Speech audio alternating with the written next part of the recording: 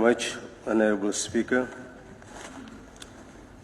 Taking the temperament of the young in this country, if I were to go today, I will go with my head unbowed and my faith unshakable that a new Gambian is being nurtured, a new Gambian who will be able to build a new Gambia.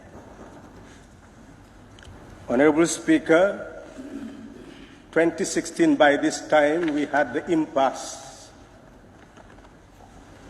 We had the power of the outgoing president and the power of an incoming president. Made possible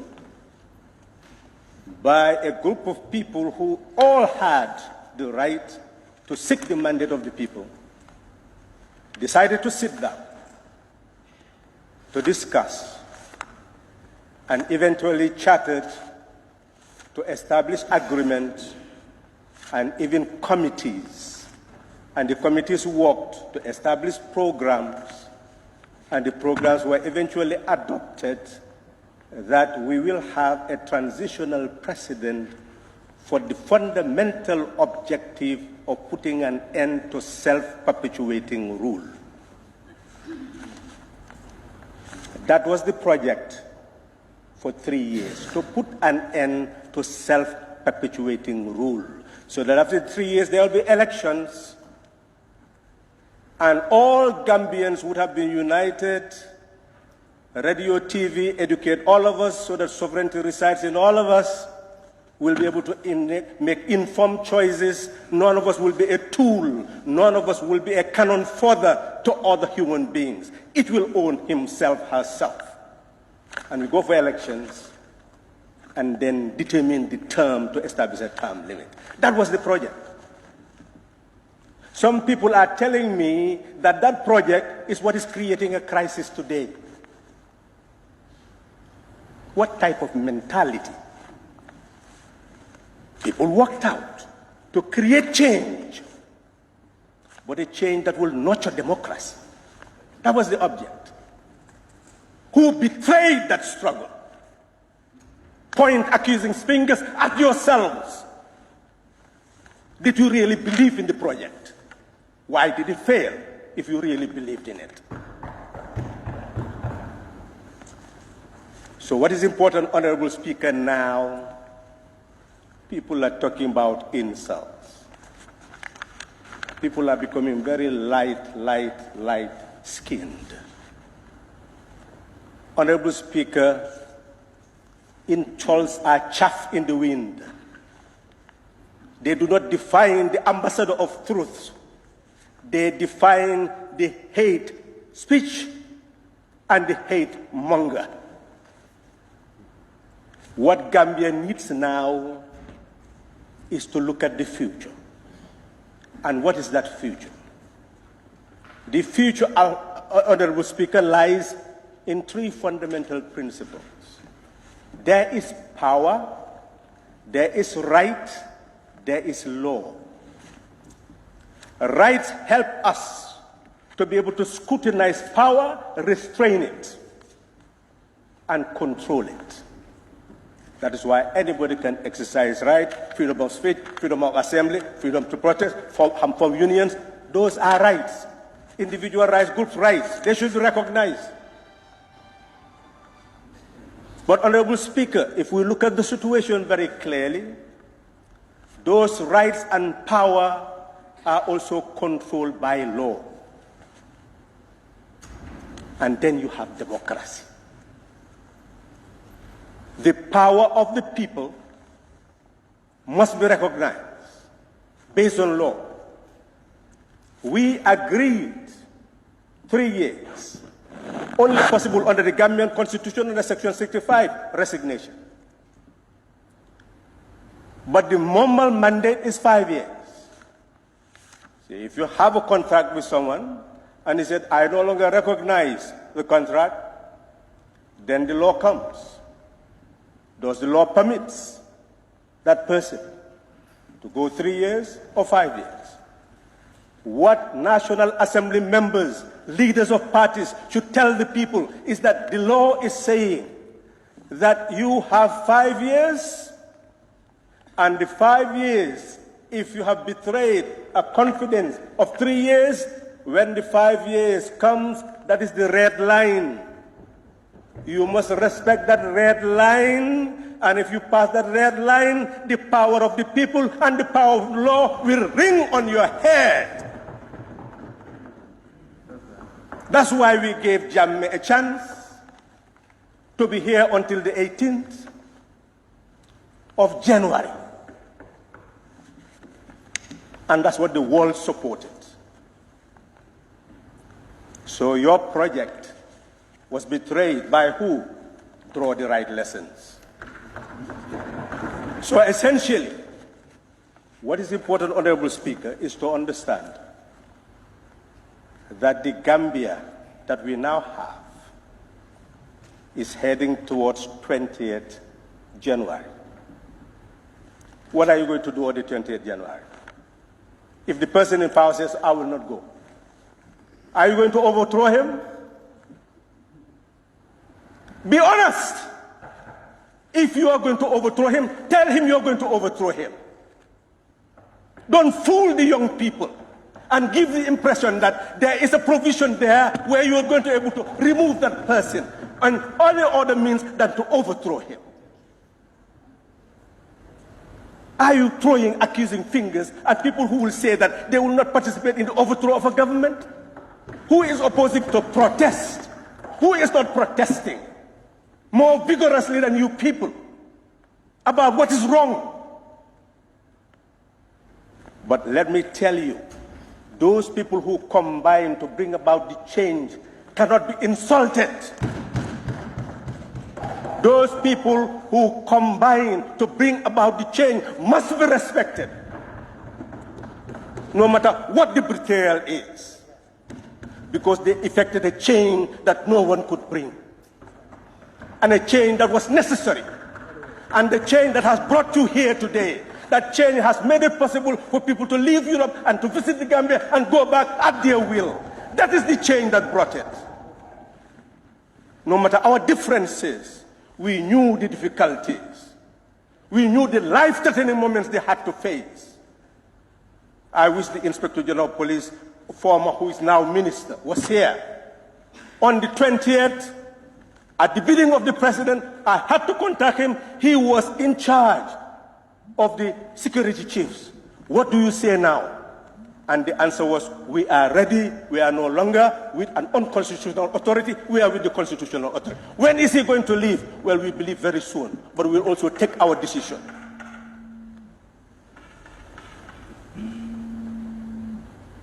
So essentially, force was coming in, and war was coming in, and the change defeated all what would have brought death and destruction to the country. And we transferred power. So now we have a country that we own. No foreign power is dictating to us. Do you want us to now squabble among ourselves for foreign powers to come back and dictate to us and tell us how to mend our houses? We have created a National Assembly with absolute power to call ministers, to call the excellent Vice President to come here and say, speak for the President. Otherwise, we're not listening to you. And that was done. That is the power of this Assembly. Power we should recognize. And others are talking about powers of protesters. You have the power to summon presidents and ministers to appear before you. You have all that power. And you are appearing powerless, and you appear to be conscious. You say you are wise, you are mature. Where's your maturity? We have power to impeach the president, but that constitution was changed by the very parliament that is here, by National Assembly members, giving the power of the president to be able to dissolve the National Assembly, to weaken your powers, so we can now only fight. You try to impeach him, he also dissolves. Who is going to who? That's your constitution. And you don't read your constitution. You don't understand your constitution. And you want to teach and call people ignorant. So, Honorable Speaker, let's bear in mind our situation. Honorable Speaker, 71.3 billion is the debt of this country. 81.5% GDP. 48% are living in abject poverty, Honorable Speaker. 543,000 children are in our school system. They'll come out. How are they going to live? Honorable Speaker, look at our farmers. People complain and complain. What is the solution? You need a bank that will give the farmer fertilizer, seed, farming implements to produce and free himself from poverty. You have your villages 54 years. Which village has a treasury? You are beggars. Each village should have a treasury.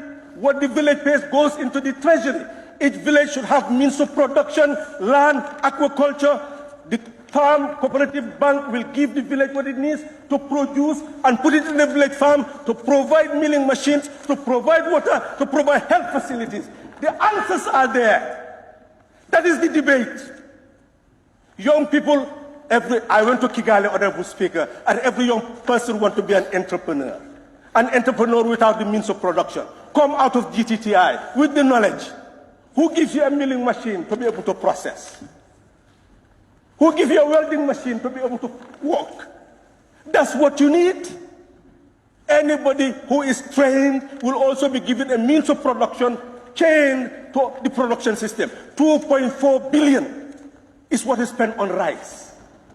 When we can produce the rice, when we can get our young people employed in processing that rice, when we can get others, women who want to sell, we can give them the seed money to be able to buy, to also sell it. We can produce our own houses. You don't have answers to the problem of the country. And all we talk about is protest, protest. Who is against protesting? That's the right. No one can deny it. Who is denying it? Why should that be an issue? The issue is not about protest. The issue is, are we going to overthrow a government or not on the 20th? That's the issue. And make your declaration. Halifa Sallah has been here. A government was overthrown in 1994. We say we will not participate in a government that takes power at the back of the people. We will never participate in a government that takes power from the back of the people. That is our stand. That is democracy. And we managed to change your government through the organized force of the people. That is democracy. Nobody will mislead the Gambian people. And now I'm going to be far more Honorable Speaker, and maybe even resign from this parliament to become independent. You will see who have a greater voice and who have moral authority to speak. Nobody has more moral authority to speak than my very self. I'm not interested in your pomp and privilege, not in your white houses and red houses, or your parliaments. All I desire in life is for the African people, Gambian people, to be free from poverty, to take charge of their destiny. And nobody can stop that. This process is on. Nobody can reverse it. I can assure you that. What we must now do is to sit down, and I will end there, Honorable Speaker. Oh, I was going to give you 2 minutes to wrap up. Thank you. I'll round up here, Honorable Speaker. That now it is important for us to respect each other. And let's debate and dialogue. I've heard about this issue of, Honorable Speaker, the people talking about secular state and the rest. Honorable Speaker, I am ready to go into that constituency, get the Christian and Muslims leaders, move with them in that constituency, and we'll look at this constitution together and look at what secularism means, so that people will have knowledge that will unify us as a people. I'll be doing that in the month of January, so that I'll move from place to place, let them speak to the people.